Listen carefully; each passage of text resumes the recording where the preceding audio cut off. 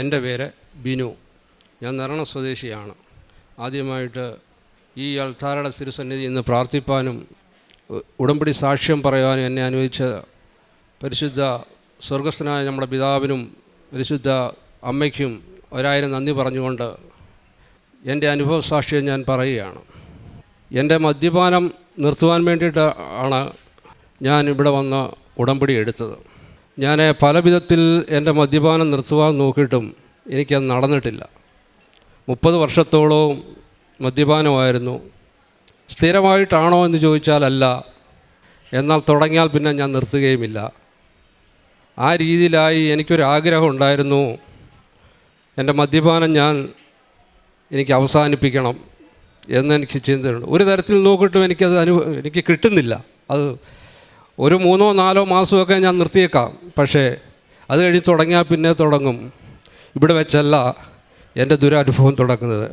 കുവൈറ്റിൻ്റെ പ്രദേശത്ത് വെച്ചാണ്. 2014 ഞാൻ കുവൈറ്റിൽ ജോലി ചെയ്തുകൊണ്ടിരിക്കുമ്പോൾ ഒരു ദിവസം മദ്യപിച്ചതാണ് ഞാൻ. പിന്നെ ഒരാഴ്ചക്കാലവും മദ്യപിച്ചുകൊണ്ടിരിക്കുകയായിരുന്നു. ജോലിക്ക് പോകാതെ മറ്റുള്ളവരെ ബുദ്ധിമുട്ടിച്ചും പ്രയാസപ്പെടുത്തിയും.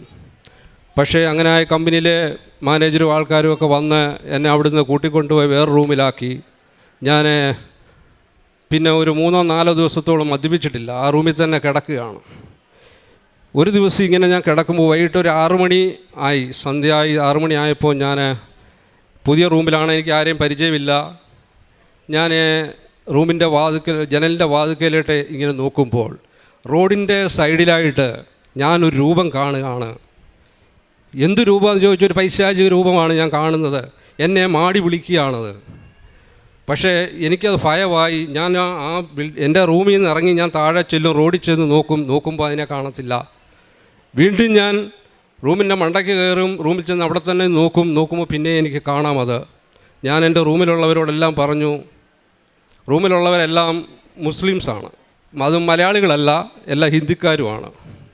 അവരോട് പറഞ്ഞപ്പോൾ അവർ പറഞ്ഞു, നീ ഇത്രയും ദിവസം മദ്യപിച്ച് കിടന്നില്ലേ, അതിൻ്റെ ഒരു തോന്നലാണ് എന്നോട് പറഞ്ഞു. ഒരു പക്ഷേ ശരിയാ. പക്ഷേ എനിക്ക് ആ സന്ധ്യയാകും തോറും എനിക്ക് ആ രൂപം എൻ്റെ മുമ്പാകെ അടുത്തടുത്ത് വരികയാണ്. എൻ്റെ ജനലിൻ്റെ അടുത്ത് വരെ എത്തി. അപ്പോൾ ഞാൻ എപ്പോഴും എൻ്റെ കയ്യിലൊരു ബൈബിൾ ഉണ്ടാകും. ഞാൻ ആ ബൈബിള് എൻ്റെ തലയണക്കീഴിൽ തന്നെ ഇരിക്കുകയായിരുന്നു. ഞാൻ എളുപ്പമെന്ന് ചാടി ആ ബൈബിൾ എടുത്ത് എൻ്റെ നെഞ്ചോട് ചേർത്ത് വെച്ചു. നെഞ്ചോട് ചേർത്ത് വെച്ചിട്ടും ഞാൻ എന്തുമാത്രം ഇതിനെ കെട്ടിപ്പിടിക്കുന്നോ അത്രയും ദൂരത്തേക്ക് ഇത് പോവുകയാണ്. എന്തുമാത്രം ഞാൻ ഇതെന്ന് വിടുന്നോ അതനുസരിച്ച് അത് അടുത്ത് വന്നുകൊണ്ടേയിരിക്കുന്നു. ഒന്നും നോക്കിയില്ല. സന്ധ്യ ഇരുട്ടും തോറും ഞാനങ്ങ് ആഹപ്പാടെ പരവശനായി. എനിക്കൊരു വലിയ ബുദ്ധിമുട്ട്, ഞാൻ മരിക്കാൻ പോകുന്നു എന്നൊരു ചിന്തയാണ്. ഞാനൊന്നും നോക്കിയില്ല. ഞാൻ ആ ഗ്ലാസ് തുറന്നു, ബൈബിളും കെട്ടിപ്പിടിച്ചു. അപ്പോൾ തന്നെ എൻ്റെ റൂമിലുള്ളവർക്ക് മനസ്സിലായി ഞാൻ ചെയ്യാൻ പോകാമെന്ന് മനസ്സിലായി. അവരോടി വന്നു. ഞാൻ അവരെ തട്ടി മാറ്റി ജനലിൻ്റെ മണ്ടയ്ക്കൊന്നും എടുത്ത് ചാടിയാൽ എനിക്ക് താഴെ വീഴാൻ പറ്റില്ല. അവരെൻ്റെ ഷർട്ടിൻ്റെ കോളറെ പിടിച്ചു, എന്നെ തൂക്കിയിട്ടിരിക്കുക ജനലയിൽ. ഞാൻ ഷർട്ട് വലിച്ചു കീറി നേരെ താഴോട്ട് ചാടി. 2 നിലയുടെ മണ്ടയ്ക്കൊന്ന് ചാടിയാൽ ഞാൻ നേരെ കുത്തി വീണു. എൻ്റെ കാലൊടിഞ്ഞു, പല്ല് 3 ഇളകിപ്പോയി. ഉടനെ എന്നെ ആംബുലൻസിനെ വിളിച്ചു, മാനേജർ വന്നു, ഉടനെ ഹോസ്പിറ്റലിൽ കയറ്റി. പക്ഷേ ഞാൻ ഈ വേദനയോ ഇതൊന്നും അറിയുന്നില്ല. ഞാൻ നേരെ ഹോസ്പിറ്റലിൽ എന്നെ കൊണ്ട് കിടത്തുമ്പോൾ ഞാൻ കാണുന്നത് വിശുദ്ധ ദേവാലയങ്ങളും അലങ്കരിച്ചിരിക്കുന്ന മാത്രമാണ് കാണുന്നത്. അത് കാണുമ്പോൾ മണിയടിക്കുന്ന സൗണ്ട് എനിക്ക് കേൾക്കാം. തിരിവിളക്കുകൾ ഇങ്ങനെ കത്തിക്കിടക്കുന്നത് കാണാം. വരുന്നവരെല്ലാം എന്നോട് ചോദിക്കുന്നു, എന്ത് പറ്റി? ഞാൻ എല്ലാവരോടും പറയുന്നത് എൻ്റെ ചുറ്റും പള്ളികളാണല്ലോ എന്ന് പറയും. അവസാനം അവിടുന്ന് ഒരു ഡോക്ടറെ, മലയാളി ഡോക്ടർ, ഒരു ഇംഗ്ലീഷുകാരിയെ കൗൺസിലിങ്ങിന് എന്നെ എടുത്തു. എന്നോട് മലയാളത്തിൽ തർജ്ജമ നേഴ്സിനെയും തന്നു. ഞാൻ തർജ്ജമയപ്പോൾ ഞാൻ പറഞ്ഞു, ഇതുപോലെ ഞാനൊരു രൂപം കണ്ടു. ആ രൂപം ഞാൻ അടുക്കും തോറും എന്നെ പിടിക്കാനായിട്ട് വരികയാണ്. ആ പേടിയിലാണ് ഞാൻ എടുത്ത് ചാടിയത് എന്ന് പറഞ്ഞു. അപ്പോൾ അവർക്ക് കാര്യമായിട്ടൊന്നും പറഞ്ഞില്ല. പിന്നെ എന്നെ ട്രീറ്റ്മെൻറ്റിലൊക്കെ നടന്നു. ഒരു 3-4 ദിവസം, 2-3 ദിവസം കഴിഞ്ഞിട്ടാണ് തോന്നുന്നു ഓപ്പറേഷൻ ചെയ്യുന്ന കാലിന്. അതുവരെ കെട്ടി ഇങ്ങനെ ഇട്ടിരിക്കുകയാണ്. ഞാനൊന്നും അറിയുന്നില്ല, വേദന അറിയുന്നില്ല, എൻ്റെ കാലനക്കാൻ പറ്റുന്നില്ല, ഒന്നും എനിക്ക് പറ്റുന്നില്ല. എൻ്റെ ഫാദറിൻ്റെ അനിയൻ അവിടെ ഉണ്ട്. അവർ കുടുംബമായിട്ട് അവിടെ വന്നപ്പോൾ എന്നോട് ചോദിച്ചു, എന്താ പറ്റിയത് നിനക്കെന്ന് ചോദിച്ചപ്പോൾ ഞാൻ പറഞ്ഞു, ഇതുപോലാണ് പാപ്പ, എൻ്റെ ചുറ്റിനും അപ്പോഴും ഞാൻ കാണുന്നത് പള്ളികളാണ്, ഈ മണിയാണ്. പക്ഷേ എനിക്ക് ഈ കൃപാസനം എന്ന ഇതറിയത്തില്ലായിരുന്നു. ഞാൻ അവിടുന്ന് എൻ്റെ ഓപ്പറേഷനും ചികിത്സയെല്ലാം കഴിഞ്ഞ് നാട്ടിൽ വന്നെന്ന് പറഞ്ഞു കഴിഞ്ഞാൽ ഞാൻ സ്ട്രെച്ചറിലാണ് വരുന്നത്. എയർപോർട്ടിൽ ഇറങ്ങി വീട്ടിൽ വന്നു വീണ്ടും തിരുവല്ല ഹോസ്പിറ്റലിൽ കയറി എൻ്റെ സ്റ്റിച്ച് എടുക്കാൻ വേണ്ടിയിട്ട് ചെന്നപ്പോൾ അവർ പറഞ്ഞു, സ്റ്റിച്ച് എടുക്കാൻ പറ്റില്ല, നിൻ്റെ കാലിനും മാംസം ഇവിടെ കിളിക്കുന്നില്ല, ഒരു മജ്ജ എടുത്ത് വെക്കണമെന്നൊക്കെ പറഞ്ഞു. വീണ്ടും ഓപ്പറേഷൻ ചെയ്തു. അവിടെ ഒരാഴ്ചയോളം ആ ഹോസ്പിറ്റലിൽ കിടന്നു. അവിടെ നിന്ന് ഞാൻ വീട്ടിൽ വന്നു 3-4 മാസം. അപ്പം മദ്യപാനമൊന്നുമില്ല. വീട്ടിൽ വന്ന് ബെഡ് റെസ്റ്റിൽ കിടക്കുകയാണ്. പെയ്യെ എഴുന്നേൽക്കാൻ തുടങ്ങി. വീണ്ടും എനിക്ക് മദ്യപിക്കണമെന്നുള്ളൊരു തോന്നലുണ്ടായി. വീണ്ടും മദ്യപിക്കാൻ തുടങ്ങി. മാതാപിതാക്കൾക്ക് വിഷമമാകാൻ തുടങ്ങി, സഹോദരങ്ങൾക്ക് വിഷമം തുടങ്ങി. ഈ പൈതലിനെ ഞാൻ കണ്ടിട്ടില്ലായിരുന്നു. എൻ്റെ രണ്ടാമത്തെ മകൻ, അവനെ എനിക്ക് കാണാൻ പറ്റിയിട്ടില്ല. ഞാൻ ചാടുമ്പോൾ എടുത്ത് ചാടിപ്പം പറഞ്ഞു, തമ്പുരാനോട് പറഞ്ഞ് ചാടിയത് ഒരു കാര്യമുള്ളൂ, എനിക്കെൻ്റെ മോനെ ഒന്ന് കാണണമെന്ന്. അത് പറഞ്ഞാൽ ഞാൻ ചാടിയത്. പക്ഷേ സംഭവിച്ചു. വീട്ടിൽ വന്ന് എല്ലാം കഴിഞ്ഞ് വീണ്ടും മദ്യപാനം തുടങ്ങി. മദ്യപിച്ച് ഞാൻ പറഞ്ഞല്ലോ, ഒരാഴ്ചക്കാലം മദ്യപിക്കാൻ തുടങ്ങിയാൽ ഞാൻ ഒരാഴ്ചക്കാലം ഒന്നും പോകാതെ മദ്യപിക്കുക തന്നെ ചെയ്യും. അത് കിട്ടുകയും ചെയ്യും എവിടുന്നെങ്കിലുമൊക്കെ. പക്ഷേ മദ്യപിച്ച് കിടക്കുമ്പോൾ ഞാൻ ഒന്നും അറിയുന്നില്ല. മദ്യപാനം ഇല്ലാതെ 2 ദിവസം കിടക്കുമ്പോൾ എനിക്ക് ആകപ്പാടെ പേടിയാണ്. എൻ്റെ ഉള്ളിൽ ഞാൻ മരിച്ചു പോകും എന്നൊരു ഭയമാണ്. ഒരു രാത്രി ഇതുപോലെ കിടക്കുമ്പോൾ ഞാനും എൻ്റെ വൈഫൂടെ കിടക്കുമ്പോൾ, വൈഫ് മലങ്കര കത്തോലിക്കയാണ്, ഞാൻ ഓർത്തഡോക്സുകാരനാണ്. ജപമാല ചൊല്ലുകയും മാതാവിനെ ചൊല്ലുകയും. പക്ഷേ എനിക്ക് കൃപാസനോ ഉടമ്പടിയോ ഒന്നും എനിക്ക് അറിയത്തില്ല. രാത്രി കിടക്കുമ്പോൾ എനിക്ക് കണ്ണടയ്ക്കാൻ എനിക്ക് പറ്റുന്നില്ല. കണ്ണടയ്ക്കും, ഉറക്കം വരുമ്പോഴത്തേക്ക് ഞാൻ എന്തോ ഒരു കുഴിയിലോട്ട് ഒന്ന് വീഴുന്ന പോലാണ്. അങ്ങനെ കുറേ നേരം ഞാൻ വീണ്ടും കിടക്കും. എൻ്റെ തോന്നലാന്ന് കണ്ട് ഞാൻ വീണ്ടും കിടന്നു. കണ്ണ് മയക്കുമ്പോഴത്തേക്ക് ഏതോ പടുകുഴിയിലേക്ക് വീണ്ടും ചെന്ന് വീഴും. ചാടി എണ്ണിച്ച് വൈഫിനെ വിളിച്ചു പറഞ്ഞു. അപ്പം എൻ്റെ ചെവിയിൽ ആരോ വന്ന് പറയുന്ന പോലെ എനിക്കൊരു തോന്നൽ, ഉടമ്പടി. അത്രയേ ഉള്ളൂ, ഒറ്റ വാക്കുകൾ, ഉടമ്പടി എന്ന് കേട്ടു. ഞാൻ ഉടനെ ഇവിടെ വിളിച്ചു പറഞ്ഞു, ഉടമ്പടി എന്നാരോ എൻ്റെ ചെവി പറയുന്നു. അപ്പം വൈഫ് പറഞ്ഞു, ഇതുപോലെ ആലപ്പുഴയിൽ കൃപാസനം എന്ന് പറഞ്ഞൊരു സ്ഥലമുണ്ട്, അവിടെ വൈഫ് അതിൻ്റെ ഇതൊക്കെ കേൾക്കുകയും കാര്യങ്ങളൊക്കെ ചെയ്യുന്ന. അങ്ങനെ ഞാൻ പറഞ്ഞു, എൻ്റെ വീടിൻ്റെ പണി നടന്നുകൊണ്ടിരിക്കുകയാണ് ആ സമയത്താണ്. അപ്പം വൈഫ് പറഞ്ഞു, നമുക്ക് ഉടനെ തന്നെ പോയി ഉടമ്പടി എടുക്കാം. ഞാൻ അങ്ങനെ 15/5/22 ഇവിടെ വന്ന് ഞാൻ വൈഫും കൂടെ ചേർന്നാണ് ഉടമ്പടി എടുത്തത്. അത് കഴിഞ്ഞ് എനിക്ക് സത്യം പറഞ്ഞാൽ ഇവിടെ വന്നു കഴിഞ്ഞിട്ടും എനിക്ക് അങ്ങോട്ട് വിശ്വാസം വരുന്നില്ല. എന്താണെന്ന് എനിക്കറിയാൻ വയ്യ. എനിക്ക് തോന്നുന്നു ഒരു 6-7 മാസത്തോളം ഞാൻ മദ്യപിച്ചിട്ടില്ല.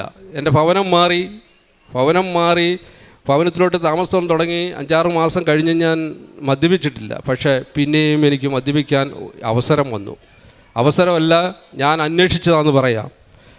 അങ്ങനെ വീണ്ടും മദ്യപിച്ചപ്പോൾ അതുപോലെ തന്നെ സംഭവിച്ചു. മദ്യപിക്കുമ്പോൾ ഞാൻ ഒന്നും അറിയുന്നില്ല. മദ്യപിക്കാതെ 2 ദിവസം 3 ദിവസം വീട്ടിലിരിക്കുമ്പോൾ ഞാനുണ്ടാക്കുന്ന ടെൻഷൻ ചത്ത് കിടക്കുന്ന പോലുള്ളൊരു ടെൻഷനാണ്. ഭാര്യയടമ്പ് എനിക്ക് വിടാൻ പറ്റുന്നില്ല, ആരെയും വിടാൻ പറ്റുന്നില്ല. എൻ്റെ കൂടെ ആരൊക്കെയോ വേണമെന്നൊരു തോന്നൽ.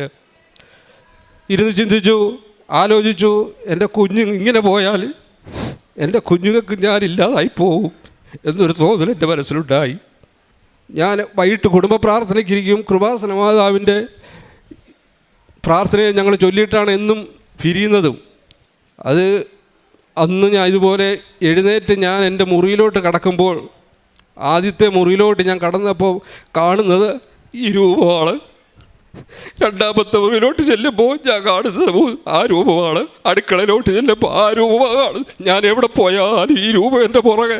ഞാൻ വൈഫിനോട് പറഞ്ഞു, പറ്റില്ല, മാതാവ് എന്നെ വിടത്തില്ല. മാതാവ് പറഞ്ഞു, നീ മദ്യപിക്കാനും നിന്നെ ഞാൻ വിടത്തില്ലെന്നെ എൻ്റെ മനസ്സിലുറപ്പിച്ചു. എനിക്ക് വിശ്വാസം വർദ്ധിച്ചു. ഞാൻ പല ആൾക്കാരോടും പറഞ്ഞു, പ്രാർത്ഥന ബൈബിളിലെ വാക്യങ്ങളൊക്കെ എൻ്റെ ഹൃദയത്തിൽ ഞാൻ തൊട്ടറിഞ്ഞ് വായിക്കുവാൻ തുടങ്ങി. ആ അനുഭവം ഞാൻ ഏതെടുത്താലും ഞാൻ ചെയ്ത പ്രവർത്തികൾ മാത്രമാണ് എനിക്ക് കിട്ടിക്കൊണ്ടിരിക്കുന്നത്. കർത്താവിനോട് ക്ഷമ പറഞ്ഞു, പരിശുദ്ധ അമ്മയോട് ഞാൻ ക്ഷമ പറഞ്ഞു. അങ്ങനെ ഈ 2 വർഷക്കാലം കൊണ്ട് മദ്യം എന്ന സാധനം എനിക്ക് കാണുമ്പോൾ എന്തോ ഒരു ഭയമാണ്. എൻ്റെ സഹപ്രവർത്തകരോട് ഞാൻ പറയും, എൻ്റെ കൂട്ടുകാരോട് ഞാൻ പറയും, ഈ ഒരു സാധനം നമുക്കൊരിക്കലും കുടിക്കുമ്പോൾ കിട്ടുന്ന സന്തോഷമേ ഉള്ളൂ, കുടിക്കാതെ കിട്ടുമ്പോൾ നമ്മളുണ്ടാകുന്ന അനുഭവം ഞാൻ വിവരിച്ച് പറഞ്ഞു കൊടുത്തു. ഓരോരുത്തർക്കും ഇവിടെ വരണമെന്ന് ആഗ്രഹമുണ്ട്, വന്നിട്ടുമുണ്ട് ഓരോരുത്തർ. ഇപ്പോൾ സന്തോഷത്തോടെ സമാധാനത്തോടെ ഈ അടിയൻ കുടുംബം ജീവിച്ചു പോകുന്നു. ഇപ്പം എനിക്ക് സാമ്പത്തികമായിട്ട് വളരെ ബുദ്ധിമുട്ടും പ്രയാസമൊക്കെ ഉണ്ട്, പക്ഷെ അത് ഞാൻ അറിയുന്നില്ല. എൻ്റെ ആവശ്യങ്ങൾ ആ സമയത്ത് ദൈവം തമ്പുരാൻ നല്ലപോലെ നടത്തി തരുന്നു. ഞാൻ ചോദിക്കുന്നതിന് മുമ്പേ എനിക്ക് നടത്തി തരുന്നു. പ്രേക്ഷിത പ്രവർത്തനം ചെയ്തിട്ടുണ്ടോ എന്ന് ചോദിച്ചു കഴിഞ്ഞാൽ എൻ്റെ മനസ്സിന് തൃപ്തിയായ രീതിയിൽ ഇതുവരെ എനിക്ക് ചെയ്യാൻ സാധിച്ചിട്ടില്ല. മറ്റുള്ളവരുടെ നമ്മുടെ മുമ്പിൽ കൈ നീട്ടാൻ വരുന്നവരെ ഞാൻ തള്ളിക്കളയാറില്ല. എൻ്റെ ഉള്ളത് കൊടുത്ത് ഞാൻ സഹായിക്കും. പേപ്പറുകൾ, ഇവിടുന്ന് മേടിക്കുന്ന പേപ്പറുകൾ ഞാൻ അവിടെ നിന്ന് മേടിച്ചു. ഒരു കവർ പേപ്പർ മേടിച്ച് എൻ്റെ ബാഗിലിട്ടിട്ട് ഞാൻ ജോലി ചെയ്യുന്ന സ്ഥലത്ത് ചെന്ന് വരുന്ന ഓരോരുത്തർക്കും ഞാൻ കൊടുക്കും. അതുപോലെ തിരിച്ചും ഓരോരുത്തർ, ഞാൻ പെട്രോൾ പമ്പിലാണ് ജോലി ചെയ്യുന്നത്, ഓരോരുത്തർ ഇതുപോലെ കൃപാസനത്തിൽ വന്നേച്ചാൽ അവർ പെട്രോൾ അടിക്കാൻ ചിലപ്പോൾ വരുന്നത്. ഞാൻ അവരെ ഡിക്കി തുറക്കുമ്പോൾ അവരുടെ പേപ്പർ കാണും. അപ്പം ഞാൻ ചോദിച്ച് മേടിക്കും. ഒരു പേപ്പർ മേടിച്ചേച്ച് ഞാൻ പറയും, ഞാൻ എൻ്റെ എല്ലാ ആൾക്കാരോടും പ്രാർത്ഥിച്ചേച്ച് പറയും, നിങ്ങളിത് വായിക്കണം, വായിച്ച് നിങ്ങൾക്കുണ്ടാകുന്ന ഞാൻ കണ്ട രൂപം നിങ്ങളും കാണും. നിങ്ങൾ നിങ്ങൾ ഹൃദയം നൊന്ത് ദൈവത്തെ വിളിച്ചാൽ വിളി കേൾക്കുന്ന ദൈവം. എൻ്റെ അനുഭവം ഇതല്ല എനിക്ക് കൂടുതൽ പറയാനുള്ളത്. ഇപ്പം എൻ്റെ അനിയത്തിയുണ്ട്, 10 വർഷക്കാലമായ കുഞ്ഞില്ലായിരുന്നിട്ട് എൻ്റെ അനിയൻ്റെ, അത് അവർ പറയും ഞാൻ ചെയ്യുന്ന ഇനിയും തുടർന്ന് എനിക്ക് നല്ല രീതിയിൽ പ്രേക്ഷിത പ്രവർത്തനം ചെയ്യാൻ എൻ്റെ ദൈവം തമ്പുരാൻ എന്നെ അനുവദിക്കണമേ എന്ന് മാത്രമാണ് എനിക്ക് പ്രാർത്ഥിക്കാനുള്ളത്. എൻ്റെ പരിശുദ്ധ അമ്മയ്ക്കും തിരുക്കുരുവാനും ഒരാനും കോടി നന്ദി ഞാൻ അർപ്പിക്കുകയാണ്. എൻ്റെ പേര് ലിബിന, ഞാൻ എടത്തുവായിൽ നിന്ന് വരുന്നു. ഞങ്ങളുടെ വിവാഹം കഴിഞ്ഞിട്ട് ഇപ്പോൾ 11 വർഷമായി. 9ാമത്തെ വർഷത്തിൽ ആദ്യം തന്നെ പരിശുദ്ധ അമ്മയ്ക്കും തിരുക്കുമാരനും ഈ ഒരു അൾത്താരയിൽ വന്ന് സാക്ഷ്യപ്പെടുത്തുവാനായിട്ട് എനിക്ക് തന്ന അവസരത്തെ, അനുഗ്രഹത്തെ ഓർത്ത് 1000 നന്ദി കരയേറ്റുന്നു. ഞാൻ ആദ്യമായി ഇവിടെ വന്ന് ഉടമ്പടി എടുക്കുന്നത് 2022 ജൂൺ മാസമാണ്. അതിനു മുമ്പ് എൻ്റെ ഹസ്ബൻഡ് ഗൾഫിലാണ്. 5 വർഷമായപ്പോഴത്തേന് ഞങ്ങൾക്ക് കുഞ്ഞുങ്ങളൊന്നും ഇല്ലാഞ്ഞതുകൊണ്ട് അജാദിന് അവിടുത്തെ ജോലി ക്യാൻസലാക്കി നാട്ടിൽ വന്ന് ഏകദേശം 1 വർഷമാകാറായപ്പോൾ ജനുവരി മാസത്തിൽ, അത് ഞാനിവിടെ വന്ന് ഉടമ്പടി എടുക്കുന്നതിന് മുൻപാണ്, ജനുവരി മാസത്തിൽ ഇതുപോലെ ഞാൻ ഹോസ്പിറ്റലിൽ പോയി പ്രഗ്നൻസി ടെസ്റ്റ് ചെയ്തപ്പോൾ പോസിറ്റീവാണെന്നറിഞ്ഞു. ഒരുപാട് സന്തോഷമായിരുന്നു അന്നേരം. പക്ഷെങ്കിൽ ഒരു 2.5 മാസമായപ്പോൾ എനിക്ക് ഭയങ്കരമായ വയറുവേദനയുണ്ടായി. അങ്ങനെ ഞാൻ ഹോസ്പിറ്റലിൽ പോയി. അവിടെ ചെന്ന് സ്കാൻ ചെയ്ത് നോക്കിയപ്പോൾ എൻ്റെ ട്യൂബിലാണ് പ്രഗ്നൻസി. അങ്ങനെ അത് എൻ്റെ ഒരു ട്യൂബ് കട്ട് ചെയ്തു. അതിനുശേഷം ഹോസ്പിറ്റലിലെല്ലാം ചികിത്സയെല്ലാം കഴിഞ്ഞ് ഞാൻ വീട്ടിൽ വന്നു. അതിനുശേഷം ഞാനിവിടെ വന്ന് ഉടമ്പടി എടുക്കുന്നത് 2022, ആ വർഷം തന്നെ 2022 ജൂൺ മാസത്തിലാണ് ഇവിടെ വന്ന് ഉടമ്പടി എടുത്തു. 2023 മെയ് മാസം ഇതുപോലെ ഞാൻ പ്രഗ്നൻ്റായി വീണ്ടും. അതിനുശേഷം ഒരു മാസം കഴിഞ്ഞപ്പോൾ വീണ്ടും എനിക്ക് ബ്ലീഡിങ് ഉണ്ടായി. അങ്ങനെ അത് അബോർഷനായി വീണ്ടും പോയി. ഇവിടെ വന്ന് ഉടമ്പടി എടുത്തത് മുതൽ ഞാൻ ദിവസവും വിശുദ്ധ തൈലം വയറിൽ 3 പ്രാവശ്യം കുരിശ് വരച്ചുകൊണ്ട് പ്രാർത്ഥിക്കുകയും വിശ്വാസ പ്രമാണം ചൊല്ലുകയൊക്കെ ചെയ്യുമായിരുന്നു. രാവിലെ എഴുന്നേറ്റ് 5:30 എഴുന്നേറ്റ് തിരി കത്തിച്ച് പ്രാർത്ഥിക്കും. വൈകിട്ടും അതുപോലെ കുടുംബ പ്രാർത്ഥന കഴിഞ്ഞ് പ്രാർത്ഥിക്കും. പിന്നെ ഞാൻ പറയാനുള്ളത്, ആദ്യം ഞാൻ വന്നിവിടെ ഉടമ്പടി എടുക്കുമ്പോൾ മാതാവിൻ്റെ നിത്യാരാധന സ്ഥലത്തേക്കുള്ള പ്രദക്ഷിണത്തിൽ എനിക്ക് ആദ്യമായിട്ട് ഞാൻ ഓർക്കപ്പുറത്ത് എനിക്ക് കിട്ടുന്നത് എൻ്റെ മാതാവിൻ്റെ പേടകമായിരുന്നു എൻ്റെ കൈ കിട്ടുന്നത്. ആ സമയത്ത് തന്നെ ഞാൻ വിശ്വസിച്ചു. കാരണം മാതാവിനെ കൈവിടുകയില്ലെന്ന് ഞാൻ ഉറച്ച് വിശ്വസിച്ചു. വീട്ടിലെല്ലാവരും നല്ല സപ്പോർട്ടായിരുന്നു. കൂട്ടത്തിൽ എൻ്റെ ഹസ്ബൻഡായാലും ഓരോ സമയം ഞാൻ ഹോസ്പിറ്റലൊക്കെ പോകുമ്പോഴും തിരിച്ചു വരുമ്പോൾ സങ്കടപ്പെടുമ്പോഴൊക്കെ ഒത്തിരി ആശ്വസിപ്പിക്കാറുണ്ട്. പിന്നെ മറ്റുള്ള സ്ഥലങ്ങളിലൊക്കെ ഇങ്ങനെ ഫംഗ്ഷനൊക്കെ പോകുമ്പം ഓരോരുത്തരിങ്ങനെ ചോദിക്കുമ്പോഴാണ് നമുക്ക് കൂടുതൽ വേദന അനുഭവിക്കുന്നത്. ആ സമയത്തൊക്കെ ഞാൻ മാതാവിനോട് ഒത്തിരി പ്രാർത്ഥിച്ചു. മാതാവ് എനിക്ക് ഈ വിഷമത്തിൽ നിന്ന് കരയേറുവാനായിട്ട് പറ്റണമെന്ന്. അതേതായാലും മാതാവ് 9ാമത്തെ വർഷത്തിൽ, അപ്പോൾ വീണ്ടും എനിക്ക് 2023 സെപ്റ്റംബറിൽ വീണ്ടും ഞാൻ പ്രഗ്നൻ്റായി. ആ സമയത്ത് നമ്മുടെ 8 നോയമ്പിൻ്റെ സമയമൊക്കെ ആയിരുന്നു. ആ ടൈമിൽ 8 ദിവസം ഞാൻ നോയമ്പ് അനുഷ്ഠിച്ചു. എന്നും പള്ളിയിലൊക്കെ പോകുമായിരുന്നു. അങ്ങനെ ഞാൻ 9ാം മാസത്തിൽ വീണ്ടും സെപ്റ്റംബർ മാസത്തിൽ വീണ്ടും ഞാൻ അറിയുന്നു പ്രഗ്നൻ്റ് ആണെന്ന്. എന്നാൽ അത് വീണ്ടും 1.5 മാസമായപ്പോഴത്തേന് വീണ്ടും അത് ബ്ലീഡിങ് ആയിപ്പോയി. എങ്കിലും വിഷമം ഉണ്ടായെങ്കിലും എനിക്ക് കുറച്ച് വിശ്വാസമായിരുന്നു തരുമെന്നുള്ളത് ഈശോ. അങ്ങനെ കൂടുതലായി ഞാൻ ഈശോയോട് പ്രാർത്ഥിച്ചു. അങ്ങനെ ഞാൻ 2024 മാർച്ച് മാസം നൊയമ്പിൻ്റെയൊക്കെ അവസരത്തിലാണ് പള്ളിയിലെല്ലാം പോയി ഈസ്റ്ററൊക്കെ കഴിഞ്ഞ് ഒരാഴ്ച കഴിഞ്ഞതുപോലെ ഞാൻ വീണ്ടും പ്രഗ്നൻസി ടെസ്റ്റ് ചെയ്തപ്പോൾ പോസിറ്റീവാണെന്ന് കാണിച്ചു. അങ്ങനെ ഹോസ്പിറ്റലിൽ പോയി എല്ലാം നോർമലാണെന്ന് മനസ്സിലായി. എന്നാലും എന്നും ഞാൻ നേർച്ച വസ്തുക്കൾ ഉപയോഗിക്കായിരുന്നു. ഉപ്പും തേനും ഒക്കെ ഞാൻ എൻ്റെ ആഹാരത്തിൽ, അല്ലെങ്കിൽ ഉപ്പൊക്കെ ആണെങ്കിലും ഞാൻ ഒരു നുള്ളെടുത്ത് എന്നും രാവിലെ ഞാൻ കഴിക്കുമായിരുന്നു. അന്നേരവും വിശ്വാസ പ്രമാണം ചൊല്ലി പ്രാർത്ഥിച്ചുകൊണ്ട് തന്നെയാണ് ഞാൻ ഉപ്പൊക്കെ ഭക്ഷിച്ചുകൊണ്ടിരുന്നത്. അന്നേരം ഒരു വിശ്വാസം എൻ്റെ മനസ്സിൽ എപ്പോഴും ഉണ്ടായിരുന്നു. അങ്ങനെ ഞാൻ പ്രഗ്നൻ്റായി. 5ാം മാസം ഇതുപോലെ അബ്നോർമലി 5ാം മാസത്തെ സ്കാനിങ് ഉണ്ടല്ലോ, അതിൽ ഞാൻ സ്കാൻ ചെയ്ത് നോക്കിയപ്പോൾ ഡോക്ടർ പറഞ്ഞു സെയർസ് ലെങ്ത് ഇച്ചിരി കുറവാണ്, അപ്പോൾ മിക്കവാറും സ്റ്റിച്ച് ഇടേണ്ടി വരുമെന്ന് പറഞ്ഞു. അപ്പോഴും ഞാൻ ഒരുപാട് വിഷമിച്ചു. അതിൻ്റെ ഇടയ്ക്ക് 3ാം മാസത്തിലൊക്കെ ചെറിയ ബ്ലീഡിങ് ഉണ്ടായിരുന്നു. എന്നാലും ഞാനത് ചേച്ചിയോട് എപ്പോഴും ഞാൻ വിളിച്ച് പറയുമ്പോൾ ചേച്ചി എന്നോട് പറയും, നീ തൈലം പുരട്ടി പ്രാർത്ഥിക്ക്, വിശ്വാസ പ്രമാണം ചൊല്ലി പ്രാർത്ഥിക്കും, മാതാവ് ഒന്നും വരുത്തുകയില്ല. അങ്ങനെ ഞാൻ വിശ്വാസ പ്രമാണം ചൊല്ലി ഡെയിലി ഇതുപോലെ പ്രാർത്ഥിക്കുമായിരുന്നു. ബ്ലീഡിങ് കാണുന്ന സമയത്ത് ഞാൻ ഇതുപോലെ വയറെ പുരട്ടി പ്രാർത്ഥിക്കുമായിരുന്നു. അങ്ങനെ അബ്നോർമലി സ്കാനിങ് ചെയ്തപ്പോഴത്തേന് ലെങ്ത് കുറവാന്ന് പറഞ്ഞു, സ്റ്റിച്ച് ഇടണമെന്ന് പറഞ്ഞു. എങ്കിലും 9ാം മാസത്തിൽ ഒരു കുഴപ്പവും കൂടാതെ സ്റ്റിച്ച് ഇടേണ്ട ഒന്നും വന്നില്ല. നോർമലായിട്ട് ഞങ്ങൾ കുഞ്ഞ് ജനിക്കുന്നത് നവംബർ മാസം 12-ാം തീയതിയാണ്. അപ്പോൾ അതിൻ്റെ തലേന്ന് 11-ാം തീയതി ഡോക്ടർ ഇങ്ങനെ ചെല്ലണമെന്ന് പറഞ്ഞു. അന്നേരം ഞാൻ പറയാം ഡേറ്റ് എന്നാന്ന് പറയാമെന്നൊക്കെ പറഞ്ഞു. പക്ഷേ ആ ടൈമിലും എനിക്ക് ചെറിയ വയറുവേദനയും ചെറിയ വയറിന് മുറുക്കമൊക്കെ ഉണ്ടായിരുന്നു. അങ്ങനെ അന്ന് പ്രാർത്ഥിച്ച് ഞാൻ വീട്ടിൽ നിന്ന് പോയി. അവിടെ ചെന്ന് കഴിഞ്ഞപ്പോഴത്തേന് സ്കാൻ ചെയ്ത് നോക്കിയപ്പം ചെറിയൊരു കുഞ്ഞിന് ബ്രീത്തിന് ഭയങ്കരമായിട്ട് ഇടിപ്പ് തോന്നുന്നു. അതിനെയും പുക്കിൾ കൂടി ചുറ്റിയതാണോ എന്നറിയത്തില്ല. അന്നേരം ഡോക്ടർ പറഞ്ഞു ഇനിയും വീട്ടിലോട്ട് പോവേണ്ട, ഇന്ന് തന്നെ ഇവിടെ അഡ്മിറ്റ് ആകണം, നമുക്ക് നോക്കാം, നോർമൽ ഡെലിവറി നടക്കുമോയെന്ന് നോക്കാമെന്ന് പറഞ്ഞ് അന്ന് തന്നെ എന്നെ അഡ്മിറ്റാക്കി.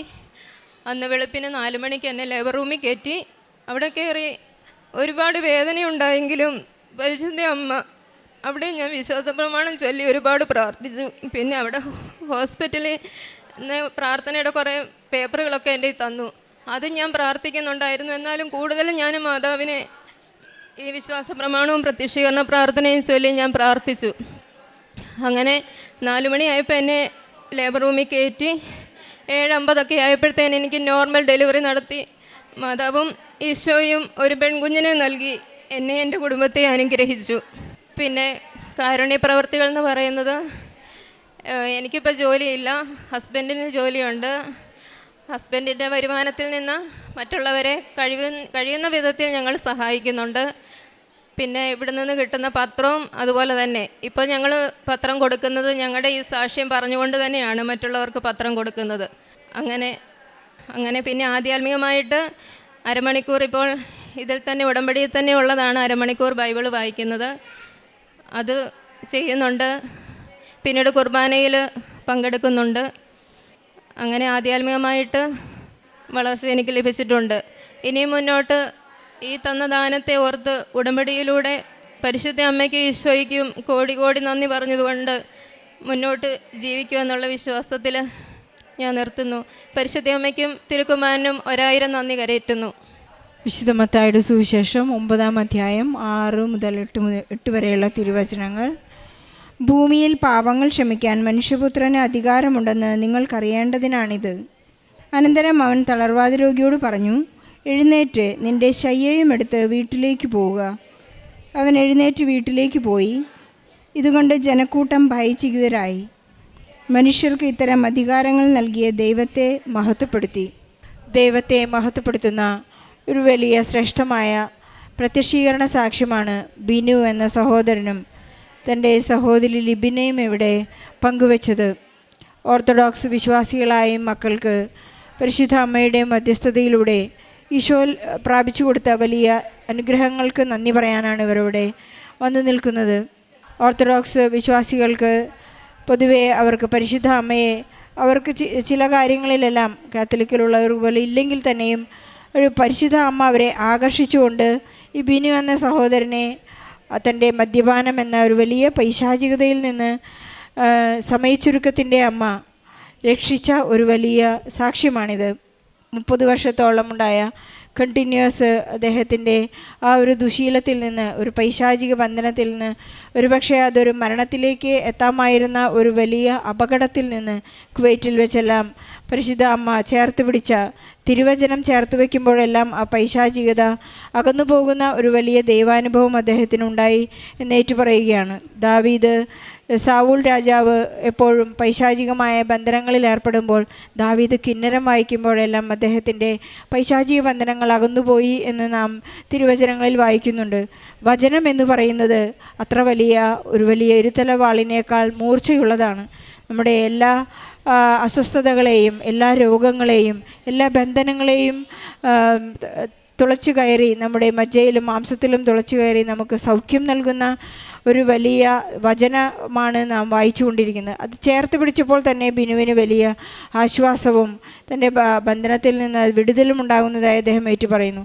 പല പ്രാവശ്യം ഇത് ഉപേക്ഷിക്കുകയും പല പ്രാവശ്യം വീണ്ടും ഇത് തന്നെ ആവർത്തിക്കുകയും ചെയ്തെങ്കിലും ഉടമ്പടി എന്നൊരു വാക്ക് അദ്ദേഹത്തിൻ്റെ ചെവിയിലേക്ക് വളരെ ശക്തമായി വരികയും ഉടമ്പടി എന്താണെന്നോ കൃപാസനം എന്താണെന്നോ ഒന്നൊന്നും അറിയാതിരുന്ന ആ അവസരത്തിൽ തന്നെ പരിശുദ്ധ അമ്മ ഇവിടേക്ക് ആകർഷിച്ച് ഈ മകനെ ഈശോയിലേക്ക് ചേർത്ത് പിടിച്ച് രക്ഷ നൽകിയ ഒരു വലിയ സാക്ഷ്യത്തിന് നമുക്ക് ഈശോയ്ക്ക് നന്ദി പറയാം. സാമീപ്യം നൽകി കൂടെ നടക്കുന്ന ഒരമ്മയുടെ അനുഭവം ഈ മകൻ എക്സ്പ്ലെയിൻ ചെയ്യുകയുണ്ടായി. ഞാൻ എവിടെ തിരിഞ്ഞാലും എനിക്ക് ദേവാലയമണികളും തിരികളും പരിശുദ്ധ അമ്മയെ മുഴുവനായി ഈ തിരുസ്വരൂപത്തെ കാണാൻ എനിക്ക് സാധിച്ചു. അത് വളരെ ചുരുക്കം പേർക്ക് ലഭിക്കുന്ന ഒരു വലിയ അനുഭവമാണ്, അമ്മയെ നേരിട്ട് കാണാൻ സാധിക്കുക എന്നുള്ളത്. അങ്ങനെ ഈശോയും പരിശുദ്ധ അമ്മയും സ്പർശിച്ചവരാരും തന്നെ ഉടമ്പടിയിൽ ഒരിക്കലും വിട്ടുനിൽക്കുകയില്ല. അവർ വലിയ തീരുമാനങ്ങളോടെയാണ് ഈശോയെ സ്നേഹിക്കുക എന്ന് നമുക്ക് മനസ്സിലാക്കാം. ഇതുപോലെ തന്നെ 11 വർഷം കുഞ്ഞുങ്ങളില്ലാതിരുന്ന ലിബിന ഒരുപാട് മക്കളുടെ കുത്തുവാക്കുകളുടെയും അപമാനത്തിലൂടെയും എല്ലാം സങ്കടത്തിലൂടെ കടന്നു പോകുമ്പോൾ 2022 ഉടമ്പടിയെടുത്ത് പ്രാർത്ഥിച്ച് വളരെ വിശ്വസ്തയോടുകൂടി എനിക്ക് കുഞ്ഞിനെ നൽകും, എനിക്ക് കുഞ്ഞിനെ ഈശോ തരും, കാരണം ഞാൻ ആദ്യമായി ഉടമ്പടി ചെയ്തപ്പോൾ പരിശുദ്ധ അമ്മ എൻ്റെ കയ്യിലേക്ക് വന്നു. എലിസബത്ത് പറഞ്ഞതുപോലെ എൻ്റെ കർത്താവിൻ്റെ അമ്മ, എൻ്റെ ഈശോ എൻ്റെ അടുത്തേക്ക് വരാനുള്ള ഭാഗ്യം എനിക്ക് എവിടെ നിന്ന്. അതുപോലെ തന്നെ ഒരു വലിയ അനുഭവമായിരുന്നു ലിബിനയ്ക്കുണ്ടായത്. എന്തെല്ലാമായിരുന്നാലും നീണ്ട കാത്തിരിപ്പ്, ക്ഷമയോടെ കാത്തിരിക്കാനുള്ള വലിയ കൃപ ഈ മകൾക്ക് ലഭിച്ചു. കുഞ്ഞിൻ്റെ ഡെലിവറി സമയത്തായാലും പുക്കിൽ കൊടിയുടെ അസ്വസ്ഥതകൾ മൂലം കുഞ്ഞിന് ബ്രീത്തിങ് ട്രബിൾ ഉണ്ടായപ്പോഴെല്ലാം അവർ നേർച്ച വസ്തുക്കളുടെ കൃത്യമായ ഉപയോഗത്തോടെ പ്രയോഗത്തോടെ വിശ്വാസം ഏറ്റുപറയുന്നതിലൂടെ വിശ്വാസം പ്രയോഗിക്കുന്നതിലൂടെയെല്ലാം അവരെ പരിശുദ്ധ അമ്മ ചേർത്ത് പിടിച്ച് ഈശോയുടെ സൗഖ്യവും ജീവിത പ്രശ്നങ്ങളുടെ ഉടൻ പരിഹാരവും നൽകിയ സാക്ഷ്യത്തിന് കുഞ്ഞുങ്ങളില്ലാത്ത എല്ലാ മക്കളുടെയും നിയോഗങ്ങളെ ചേർത്ത് വെച്ച്, അതുപോലെ തന്നെ മദ്യപാനത്തിലൂടെ കഷ്ടപ്പെടുന്ന, ഡ്രഗ് അഡിക്ഷനിലൂടെ കഷ്ടപ്പെടുന്ന, പോക്സോ കേസുകളിലൂടെ എല്ലാം സങ്കടപ്പെടുന്ന എല്ലാ മക്കളുടെയും നിയോഗങ്ങളെ ഈ സാക്ഷ്യത്തോട് ചേർത്ത് വെച്ച് ഈശോയ്ക്കും പരിശുദ്ധമ്മയ്ക്കും നല്ലൊരു കയ്യടി നൽകി സാക്ഷ്യം നമുക്ക് സമർപ്പിക്കാം. അത്യപൂർവ ദൈവാനുഭവങ്ങൾ ഇനി നിങ്ങൾക്കും സ്വന്തം. ഈ യൂട്യൂബ് ചാനൽ ഇതുവരെ സബ്സ്ക്രൈബ് ചെയ്തിട്ടില്ലെങ്കിൽ ഇപ്പോൾ തന്നെ സബ്സ്ക്രൈബ് ചെയ്യുക. ഈ വീഡിയോ ഇപ്പോൾ തന്നെ നിങ്ങളുടെ സുഹൃത്തുക്കൾക്ക് ഷെയർ ചെയ്തുകൊണ്ട് കർത്താവിൻ്റെ പ്രേക്ഷിതരാകുക.